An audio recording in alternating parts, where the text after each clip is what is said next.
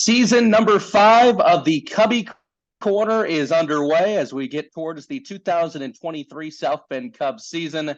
This is going to be a whole lot of fun. I'm Brendan King with Max Thoma, your South Bend Cubs broadcasters. Max, first thing before we get underway, just want to say how excited I am to be working with you again in the 2023 South Bend Cubs season. I will say, our one season together, it ended pretty good. Yeah, got to bring the team back, right? Not that we have a whole lot to do with what happens on the field. Although when we were talking to guys over the weekend, PCA gave us a little credit. Hey, we go to work every day just like they do. But yeah, I had an absolute blast last year. Super excited, obviously, to be back with you in the booth with some new prospects, some guys from last year. It's going to be a super exciting year. And like always, you're outclassing me here today via Zoom. I didn't mean to. I just assumed that we go suits for every episode one of the Cubbie Corner. No, I got a game today. You do a lot of games yourself, but you are repping some new gear, that 2022 Midwest League Champions gear. Yeah. I know that was on display at Cubs. Yeah, no, that's sick. That's pretty sick. That was on display at Cubs convention, which we will talk about in a little bit. What you got? I was gonna say I don't think Mary Lou yet has the suits, but she's got the championship apparel. We got a whole lot of it. Yeah, well, you know what? If we get team issued suits, that might be something to work on along the way. So a great season of the Cubbie. The interior. Sorry, I was just gonna say the interior with South Bend Cubs stuff. Oh yeah. No, just the Cubs logo everywhere on here. No, you and I, we've both stayed busy this off season, but it's been awesome. By the way, say hi to your cat behind you. She just popped in. She does that. I love it. I love the improv. So Cubs convention was a blast. We'll talk about that in a little bit. But here are the important things to get to right now in episode 1 of season 5 of the Cubbie Corner. Single game tickets for the 2023 South Bend Cubs season. They will soon be on sale because March 8th is going to be here before you know it. And as well, opening day is going to be here before you know it. But Max, March 8th is the day that fans can start to come out and buy single game tickets to watch the said top prospects that are going to be in South Bend once again. Yeah, that date's coming up pretty quickly. I mean, it feels like just, I feel like a few days ago we were ushering in 2023, and now we're just about 3 weeks in, January 18th, as of, us recording, month and a half away from that March 8th date. And then, it's less than a month after that, you get April 7th, and you have opening day of a brand new season, defending champs out there. So to piggyback off single game tickets, something you also have to know about, the South Bend Cubs championship ticket package. They are soon to be gone. There are only 10 remaining. They are always a hot commodity. 10 remaining, and this is how you get involved on all 6 championship giveaway items. And just to recap those, April 12th is the 3x5 championship flag giveaway. April 16th is the championship blanket. April the 26th, you get a championship trucker hat. April 30th, a replica championship ring. By the way, we're going to be getting those rings very soon for ourselves.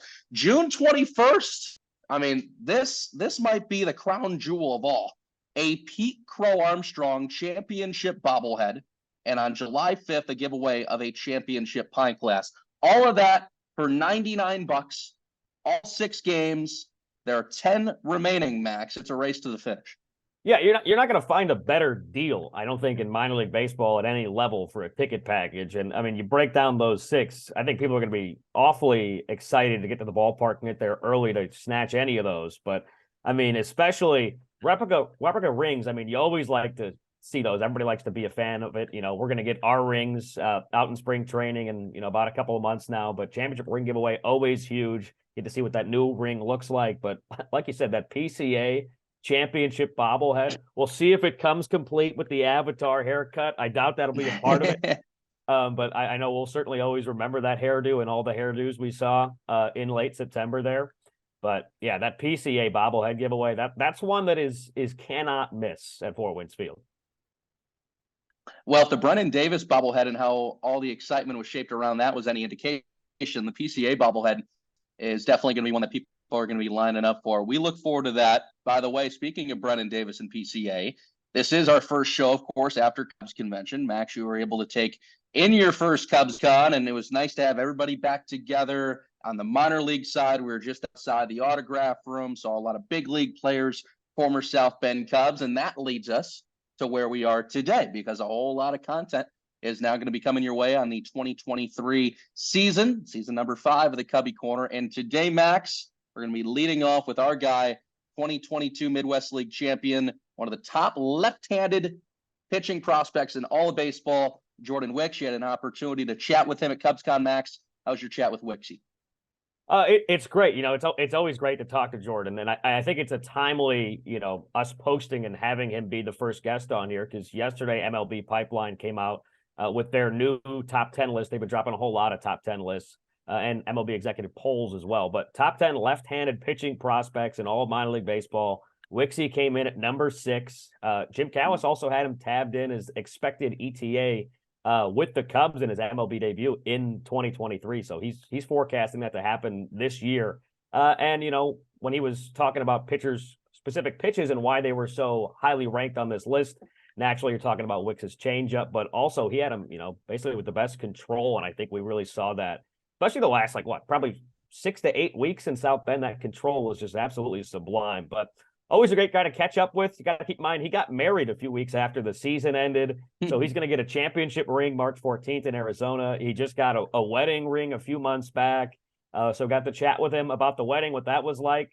He didn't remember the first song that him and his now wife Megan danced to, but a treat to talk to. I didn't know he was a Premier League soccer fan. He's a Fulham guy. I'm sure we both know he's a big Cowboys fan, so I had to ask him about that.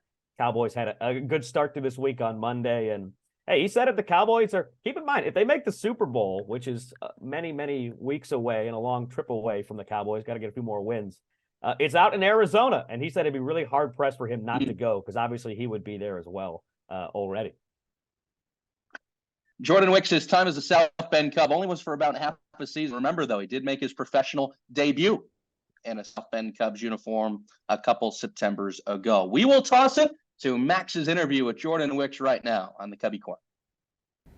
Cubs Convention Day 2 continues. I'm Max Thoma alongside the Chicago Cubs first-round pick from 2021, one of the best pitchers in the Chicago Cubs farm system, at Jordan Wicks.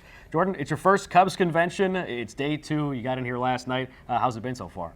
It's been awesome, just to be able to come here and see all the fans and, see their excitement for this team and this organization has been really cool.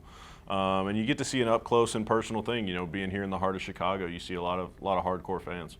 So you've had the journey, in South Bend. You made your debut and then finished up in 2021. Last year, first half basically with South Bend, second half with Tennessee. But what's it like being here, home turf in Chicago, just down the road from Wrigley Field, and seeing all the Cubs fans coming out to support not just the Cubs, but also just a ton of the prospects, this highly touted system?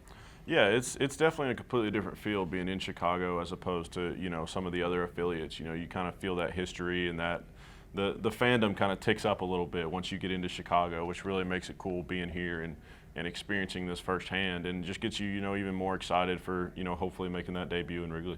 And I should say congratulations are also in order, because you got married in the offseason. You've had a whole lot going on the last couple of years, but got married, so congratulations there. We talk about dad strength when someone has their first kid. Are we going to see, married man Jordan Wicks strength here in 2023? Yeah, I'm hoping so. We went back and looked, and there's a pretty sizable difference in ERA when she's in town versus when she's not. And so we made the decision for her to travel with this year. So take me through the wedding. Where was it? How was it? What was the first song you guys danced to? Yeah, we got married back home in Conway. It was a wedding venue about 5 minutes from where we were. It was awesome. We were able to have so much family there, so many friends. I had a ton of teammates from Kansas State that made the trip down, which really made it worth it to me. There was a lot of dancing. We danced to, I think, like 3 different songs, and if I'd be lying if I told you I remember the names of both of them. I'm the world's worst at name that song. I'm terrible at it. I entirely feel you on that one. So this offseason, you've also, your K-State alum, K-State football team made it down to the Big 12 title game at the Cowboys Stadium. You're a Cowboys fan too. Mm-hmm. I know you were along for that ride. Big win versus TCU. What was that experience like? It was huge. It was one of the best football games I've ever been to in my life, just purely from a game standpoint. And, being able to win it made it even that much better. But yeah, being able to go down there and support them, and, I still have a lot of friends that play on that team, and so knowing some of the guys made it even more worth it. So yeah, being able to go down and share that with Megan and, some of the other people that came with me, it was a lot of fun. What's the best sporting event you've ever been to? Outside of that one, if that is number one.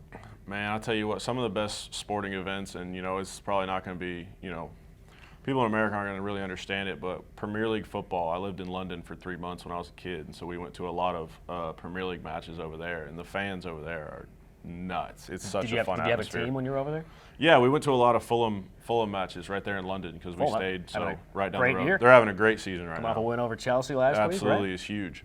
Yeah, so that's fantastic. So we'll stay with that football. We'll go American football. Cowboys fan, big game coming up on Monday, first round of the playoffs. What's your prediction for the Cowboys looking forward here in the playoffs? Man, I think we got about as good of a chance this year as we've had recently, spoken like a true Cowboys fan in that fashion. I'm not naive to what's happened in the past for sure, but I can tell you right now, if we lose on Monday, I will be going dark on social media for about the next month. So you will not hear from me. That's what I did with my Packers last week. So I'm sure you're aware of this fact, but Super Bowl in February in Glendale down in Arizona. You're going to be in Arizona for spring training. If the Cowboys make it down there, is that a game you're going to go to? It's going to be very hard not to. It's going to be very hard. If they make it to that Super Bowl, I might have to. I'm not even going to lie to you. So let's talk a little baseball. So we talked about you being in South Bend, then in Tennessee at 2 levels last year. Whole ton of success on both sides. What worked so well for you in 2022? Your first real season, full season. Yeah, I think baseball. it was, getting comfortable, being able to use all my weapons and be able to, really create a plan with adding the new weapons that we did in the offseason, the curveball and the slider, and knowing in what counts to use them, and just being able to get comfortable. I think the first half of the season, I was settling in a little bit, still trying to figure out how I wanted to use everything, how I wanted to attack hitters. And then the second half, I felt like I really had a lot better of a plan. I knew what I wanted to do, how I wanted to do it, and I think it went a lot smoother. So we've seen, different variations of the fastball, the cutter. We've seen you work on some different secondaries. We know the changeup, well, maybe it's altered a little bit, has always been one of your best pitches, if not your best pitch. But we heard a lot of talk this year about the slider and people projecting the slider as maybe your best pitch going forward when you make it up to the bigs. But just talk to me about the work you've gone on, with TC and then moving forward with the secondaries. Yeah, TC played a huge role in helping that slider get to where it is now. It's a guy I really connected with while in South Bend, and he does a tremendous job developing guys. And I think those things we worked on in the bullpen, showed up huge in games and showed up pretty quickly in games. So I gained a lot of confidence in the slider. It helped me a lot throughout the season, especially against left-handed hitters. And it's something that we're just going to continue to try and build on going into next season. It looked like you built on a lot of stuff throughout the year. I mean, your control, especially when near your end of your time in South Bend, was stellar. What have you been working on most in the off season to try to put you at your best foot going forward for spring training? Yeah, we've been working on a little bit on the two-seam and a little bit on the cutter.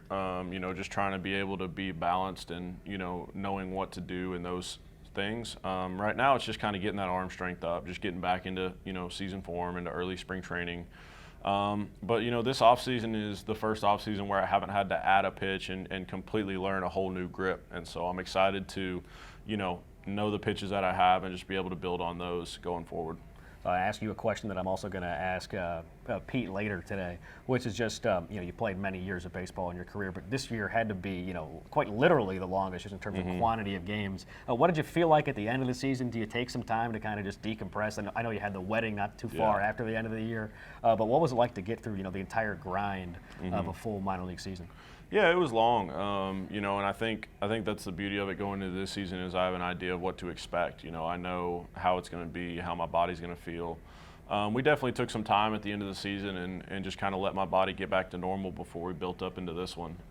We took a couple weeks around the wedding and the honeymoon and, where I didn't lift, didn't throw, and just kind of, did normal stuff and let my body decompress. So we were, I was excited for that, but now I'm getting to the point where I'm eager to start building up for the next one. So we've turned the calendar 2023 now. I want to talk to you about 2021, first round pick, made your pro debut, you got engaged. Last year, 2022, part of 2 playoff teams, part of a championship, you'll get a ring with the South Bend Cubs, also got married in 2022. How do you continue this incredible forward momentum and just these incredible life events that you're having into this new year? Yeah, I just keep my head down and keep moving. My mentality is, if you keep your head down and just put one foot in front of the other, by the time you pick your head up, you'll have walked a mile. And, that's how I look at everything. And I'm just trying to keep moving forward, keep doing the best I can, and, just keep being who I am. And, hopefully the good Lord will bless me with, these positive things in my life. So that hand's going to look a lot different. You got the wedding ring, and now mid-March you're going to get the Midwest League championship ring as well. How excited are you to get that out in AZ? I'm super excited. That's one of the things I'm looking forward to going into spring training is being able to get that ring and, being able to put it on and hopefully get a pretty sick pic with all the guys. So let's get to some fan questions. A couple for you. First off, what's your go-to order at Taco Bell? These are the pressing questions. I need to make sure our nutritionist doesn't, hear this answer, but I definitely go. We can bleep this out. Yeah, there we go. I definitely go beefy 5-layer with no beans. I don't like the beans, and then I get a steak quesadilla. Okay. So anything to drink? Just water. Water? Just water, yeah. And then teammate you look up to the most? I think one of the guys I look up to the most that I've gotten to know is Kyle Hendricks. Talking to him, it's been really cool to, be able to kind of pick his brain and see him. He's such an outgoing guy, such a friendly guy, willing to talk to you at any time. And, it's been great just kind of getting to know him and, being able to see. And I'm excited, hopefully, in this next spring training to kind of talk to him a little bit more. Obviously last year was a little bit of a weird spring training, but, hopefully this year I'll see him more and I'll get to, kind of talk to him about some stuff and pick his brain. Thanks so much for the time. We appreciate it. Looking forward to seeing you out in spring training and then Awesome. seeing you on the field in the spring. Sounds good. Thank you, guys. That's first round pick for 2021, Jordan Wicks. That is 2022 Midwest League champion Jordan Wicks with 2022 Midwest League champion Max Thoma. A lot of great interviews coming up on season 5 of the Cubbie Corner. Max, before we tease what's coming up in the near future on this show, you teased it a little bit before we went to the interview about what Jim Callis had to say about Jordan Wicks and what could be coming up in his 2023 season. You have to think that Wicksy is going to start at AA Tennessee, but if he pitches well there, it won't be before long that he's in AAA Iowa. And if he pitches well there, who knows what's next? Yeah, and once you're in AAA, you're pretty much just one breath away from the major leagues, right? And we see so many guys, when we talk to coaches and players, everybody always talks about that jump from high A to double A is one of the toughest ones, especially when you're a pitcher. All of a sudden, your mistake pitches are just being hit a lot more. You got to be much more in control. Sometimes you're pitching guys backwards all of a sudden, maybe for the first time, And not that he made that transition seamless, but, Wicks was pretty great in his time in Tennessee, and you can always count on that control, his changeup. He talked a lot about his breaking ball. We've heard a lot of people talk about his breaking balls, different variations of his fastball, but that slider was terrific last year. I think we're really pumped to see what Wixie's going to have out there. And I should mention, Jim Callis had him as number 6 in that top 10, lefty prospect poll. I should also mention just that Jackson Ferris, the Cubs' second-round pick from last year, who hasn't yet made his pro debut, he said he was just off that list. So, Cubs maybe closing in on 2 top 10 lefty pitching prospects, but Wicks, I think the thing that sticks out to me the most about him still might be what we said. I remember way back his debut, that marquee, early September night at Four Winds Field back in 2021 was just the composure and the poise. It did not feel like we were talking to a kid, a guy making his pro debut. It really felt like we were talking to a guy who's been there and done that for a long time. It still feels like that. It just feels like a guy with such a great head on his shoulders. I'll never forget too his last start in South Bend, and it actually came in Peoria on one of those hot and sweltering July days where it's really tough to pitch. It just feels muggy and gross, and that can impact a guy, right? Especially on movement of pitches. Well, he just goes out and strikes out a career high 10, and that's his last start at high A, and that was also the same day that both DJ Hers and Jordan Wicks got called up. They went on the same day, which I think just speaks to as well the depth of what the Chicago Cubs have at the minor league level when it comes to pitching. Before we say so long, Max, it was your first Cubs convention in downtown Chicago at the Grand Sheraton. So before we talk about who's coming up next on the show, what do you think about CubsCon? It was an absolute blast. My expectation was that it was going to be fun, but our perspective is always going to be a little different than most of the people there who are fans, getting ball signed, getting pictures with everybody, meeting everybody, having a lot of fun. We're obviously there working, but really doesn't feel like work. We got to catch up with there were so many prospects there this year, and so many prospects there that we had not only in our time in South Bend, but even just specifically last year. We got to see their panels. How great was it to see Pete Crow Armstrong come out with his mom, and the Cubs post a picture of all the prospects, looking good, and Pete's right there with his mom, who is so, engaging with everybody. She was at our booth, meeting everybody. She's such a treat. But Yeah, it was just, I would say, all around terrific. You got to, hang out with a lot of people. Well, both of us got to meet a lot of people who we knew their names. We talked to them via email, maybe Zoom or text, but you haven't actually put a name to a face because you never met them in person. That happened a lot. I think one of my biggest takeaways was, I know we both talked with the Cubs Spanish radio broadcaster, Miguel Esparza, and got to see him do some karaoke. That guy's got one of the best voices I've ever heard singing. Man, he was belting out My Way by Sinatra. I know somebody posted on Twitter, but man, that guy's got a killer voice. That guy's got some pipes, not just for the booth, as you said, but yeah, definitely for some karaoke too. The interviews that did, who stuck out? The interviews that I did? Yeah. They were all great in their own certain ways, but I really think that Instagram Live I did with Ed Howard, it was only a few minutes, but, neither of us, I think, had seen Ed in person since that freak injury at first base, early on last season. And, man, even just walking with them from the autographs to our table, I mean, there was just so much love for him down in that room. So many people wishing him well, wishing him a quick return, a great return. And then just to hear him, I think a lot of guys would be maybe not pessimistic, but maybe not in the best mindset right now after missing, most of an entire season. You're one of the top prospects, you're a first rounder, you're local, but man, that guy just absolutely oozes positivity. And it's palpable in the room, and it gets you excited for baseball. Got me really pumped to see what Ed has in store in his return, from that scary hip injury last year.